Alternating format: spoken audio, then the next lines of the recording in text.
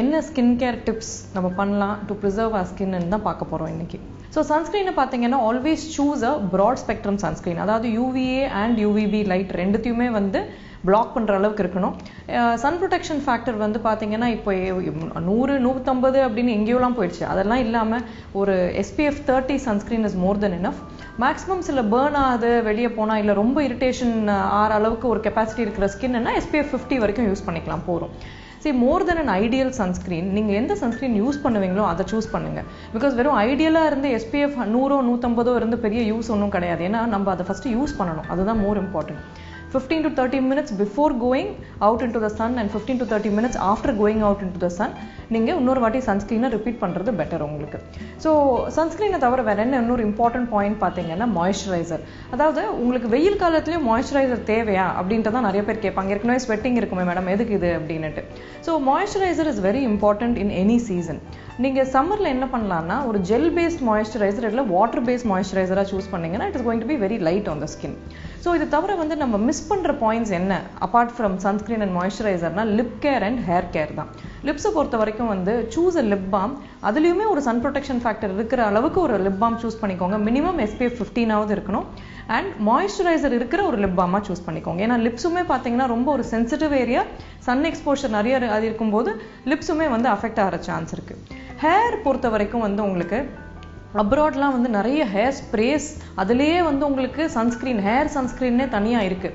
நம்ம கண்ட்ரியில் அவ்வளோ இந்த ப்ராடக்ட்ஸ் இல்லாததுனால the best protection for hair என்னன்னு பார்த்தீங்கன்னா ஹேட்ஸ் அண்ட் கேப்ஸ் தான். முடிஞ்ச அளவுக்கு வந்து கேப் போட்டு உங்கள் ஹேரை ப்ரொடெக்ட் பண்ணிக்கிறது பெட்டர். அண்ட் டை பண்ணிக்கோங்க, ஹேரை லூஸாக விடாதீங்க.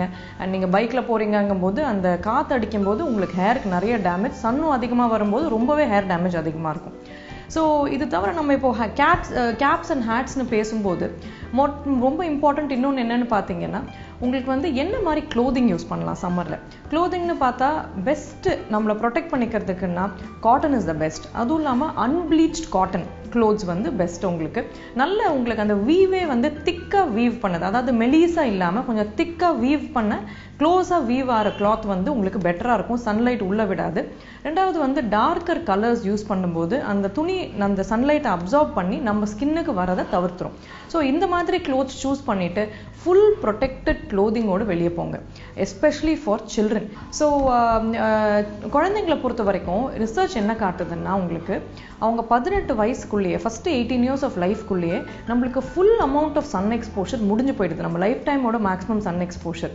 ஸோ அப்படி இருக்கும்போது குழந்தைங்களுக்குமே வந்து சம்மருங்கிறதுனால லூஸ் க்ளோத்ஸ் போட்டு வெளியே லூஸ், அதாவது வந்து ரொம்ப தின் க்ளோத்ஸு, ரொம்ப வந்து உங்களுக்கு சின்ன சின்ன க்ளோத்ஸ் போடும்போது எக்ஸ்போஷர் அதிகமாக இருக்கும். அதனால பெட்டர் வந்து நம்ம ஃபுல்லி கவர் பண்ணி குழந்தைங்களை வெளியே அனுப்புறது பெட்டர். நம்மளும் அதே மாதிரி போகிறதும் it's a good idea. So இது தவிர வந்து உங்களுக்கு வேறு என்ன அப்படின்னு பார்த்தீங்கன்னா சன் கிளாஸஸ். நம்ம வெளியே சன்னில் போகிறதுனால ஸ்கின் மாத்திரம் கெட்டுறது கிடையாது, கேட்ராக்ட் சான்சஸும் அதிகம் when ரொம்ப வந்து உங்களுக்கு ஐ ப்ரொடெக்ஷன் இல்லைன்னா. ஸோ சன்கிளாஸ் எப்படி சூஸ் பண்ணலான்னா UV ப்ரொடெக்ஷன் 400 மினிமம் இருக்கிறது. அண்ட் ஆல்சோ வந்து ரெசிஸ்டண்ட்டாக இருக்கணும், ஆக்டிவிட்டி ரெசிஸ்டண்ட்டாக இருக்கணும். நல்ல டக்குன்னு கீழே போட்டோன்னே உடையிற அளவுக்கு இல்லாமல் நல்ல activity resistant glasses. And also வந்து grey and brown shades of glasses வந்து பெட்டர் ஃபார் சம்மர். ஸோ இது தவிர வந்து உங்களுக்கு ஸ்கின்ல வந்து ஆல்சோ மாய்ஸ்சரைஸ் பண்ணிட்டீங்க, சன்ஸ்க்ரீன் யூஸ் பண்ணிட்டோம், அடுத்தது என்ன பண்ணலாம், எக்ஸ்ஃபோலியேஷன். அதாவது எக்ஸ்ஃபோலியேட் பண்ணுறதுங்கிறது ஒரு வாரத்தில் ஒன்ஸ் ஆர் ட்வைஸ் குளிக்கும் பொழுது உங்களுக்கு மைல்டாக ஒரு டவல் வச்சு ரப் பண்ணிக்கிறது நல்லது. அப்போ இருக்கும்போது டெட் செல்ஸ் எல்லாம் போயிட்டு இன்னும் கொஞ்சம் ஹெல்தி ஸ்கின் வரும் உங்களுக்கு. என்ன சாப்பிடலாம் சம்மர் டைமில் உங்களுக்கு அப்படின்னா அஃப்கோர்ஸ் ஃபஸ்ட்டு ஃபோர்மோஸ்ட் இம்பார்ட்டன்ட் வந்து நிறைய லிக்விட்ஸ் குடிக்கிறது தான். நல்ல ஹைட்ரேஷன் இருக்கணும். லிக்விட்னா என்ன லிக்விட் எடுத்துக்கலாம், வாட்டர் தாங்க சேஃபஸ்ட், கேலரியே இல்லாத ஒரு நல்ல ஹெல்தி ஆல்டர்னேட்டிவ் வாட்டர். பட் இது தவிர வந்து நம்ம இளநீர் எடுத்துக்கிறதோ இல்லைன்னா மோர் குடிக்கிறதோ is also fine. Fruit juices வந்து அஃப்கோர்ஸ் எடுத்துக்கலாம், நோ ப்ராப்ளம். பட் ஏரேட்டடாக இல்லாமல் சுகர் ஆட் ரொம்ப ஆட் ஆகாத just fresh fruit juices are better.